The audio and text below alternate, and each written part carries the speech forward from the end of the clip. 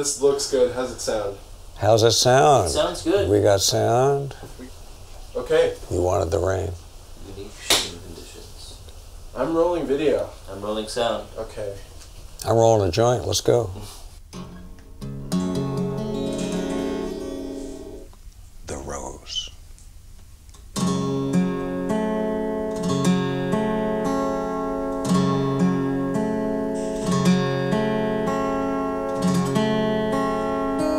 The rose that blooms in paradise,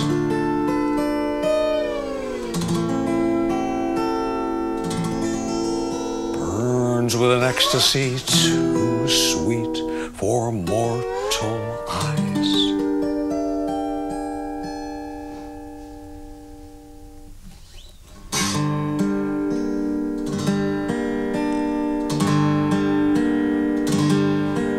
But sometimes down the jasper walls a petal falls towards earth and night.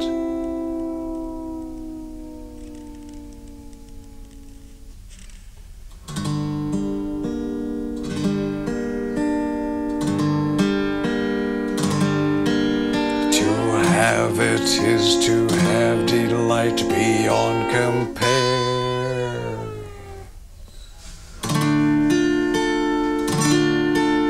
To lose it is to have despair.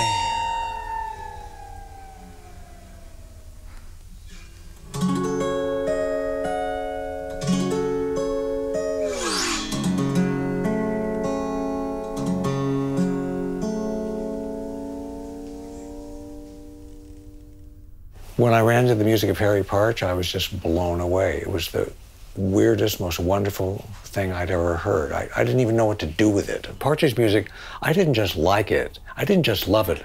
I lusted after it. I had to possess it. And that's what happens when you're a musician, because you are simply a vessel. It doesn't matter if you're playing Beethoven or Schoenberg or a Pete Seeger song. The music comes from within, and you let it come out. Everything is, you become an instrument the same way that this is an instrument to me.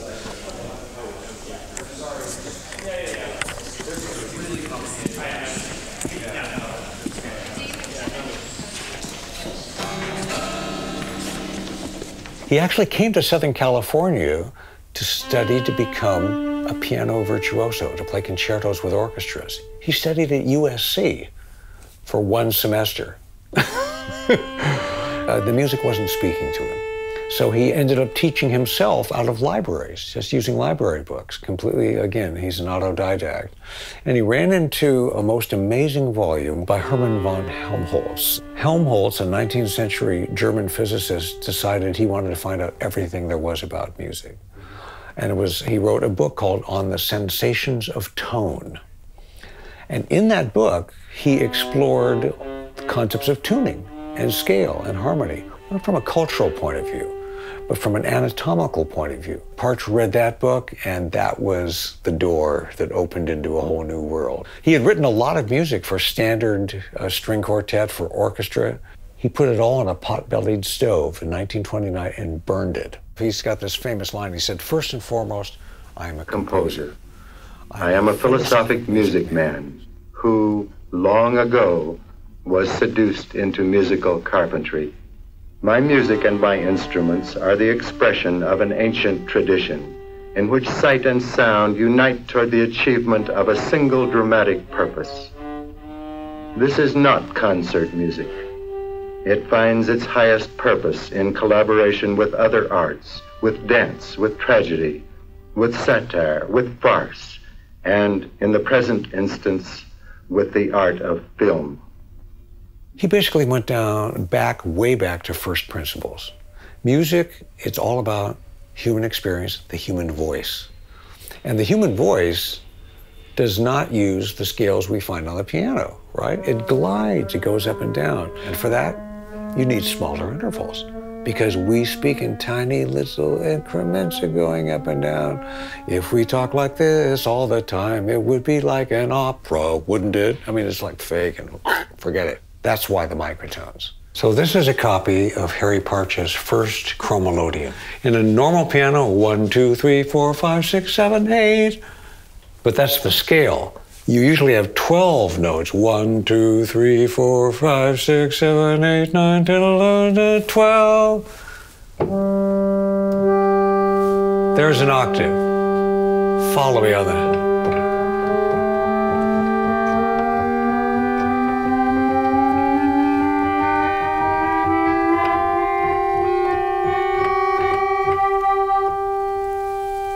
"43 notes per octave."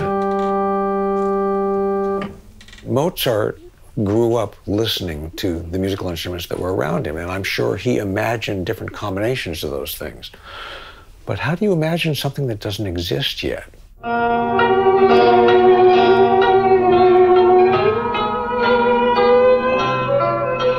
He adapted a guitar, he adapted a viola, a reed organ, and then it was Dr. Seuss time.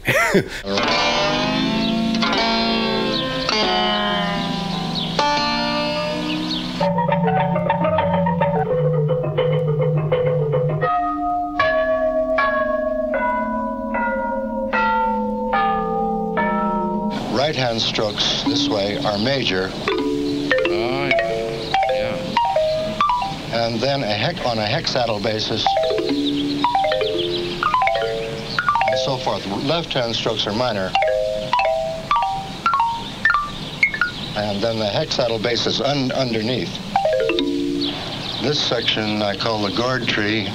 You blow into this and you get the same tone as you get.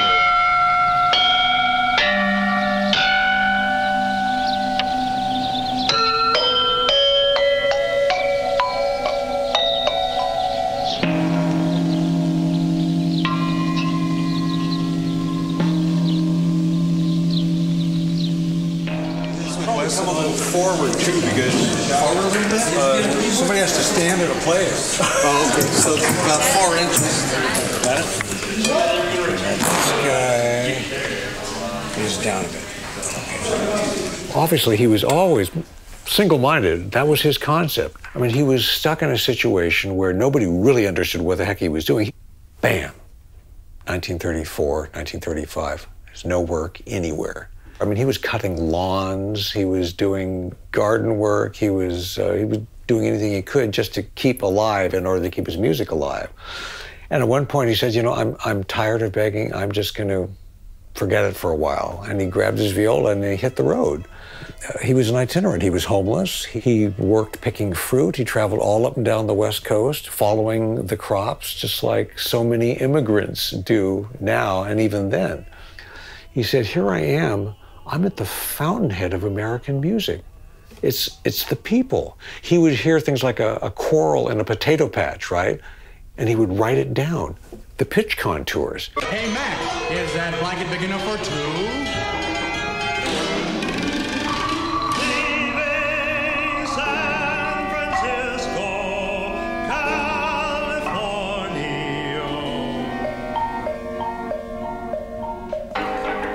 I got a letter in my soul. May God's richest blessings be upon you. Going east, mister. Going east, mister. Going east, mister. It's the freight for you, boy. You exclamation mark Bob. Get your semicolon asterisk out of these yards. And don't let me catch you down here again, or you'll get 30 days in the jailhouse. I'd never laughed at a piece of classical music before. What is this? How can serious music evoke laughter? How can it be funny? This doesn't work. Green, river, wine, old, myrrh. I like to think of what I'm doing as visual and corporeal, and I want the instruments on stage, and I want them to be beautiful. I also want the musicians to be an active part, a very active part in the the whole production. I want them to be as graceful as Muhammad Ali, actually maybe I ought to give them some exercises skipping rope.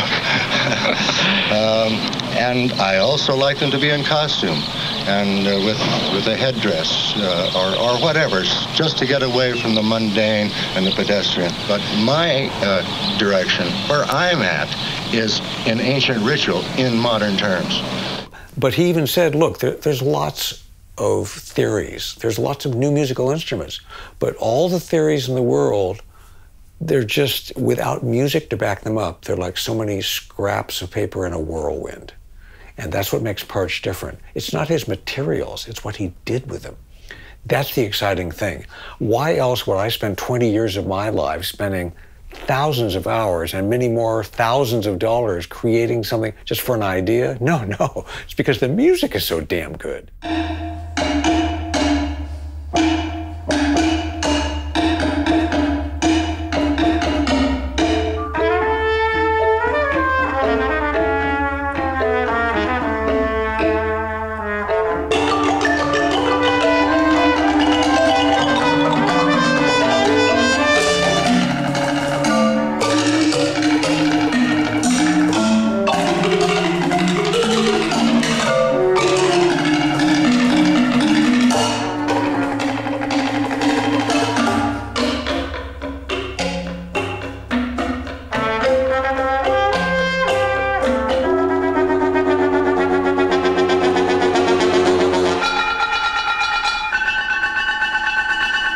So you say your name is Ulysses, and you've been traveling around the world. Tell me, sir, have you ever been arrested before?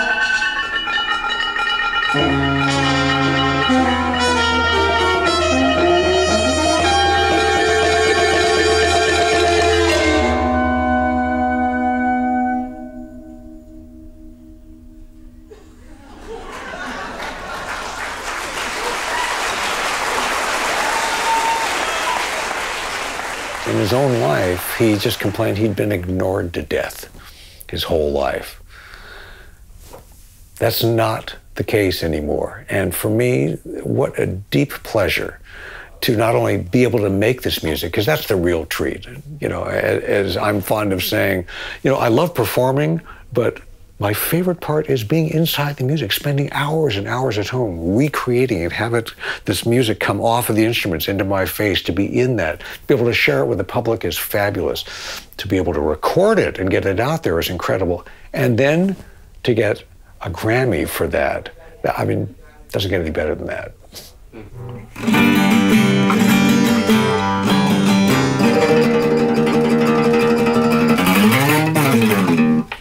To hell with it. I'm gonna walk.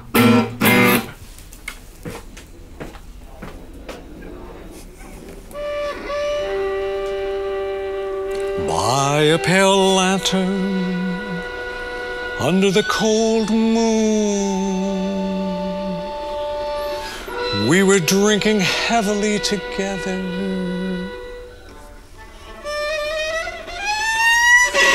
Frightened by our orgies, a wild heron flapped out of the river shallows.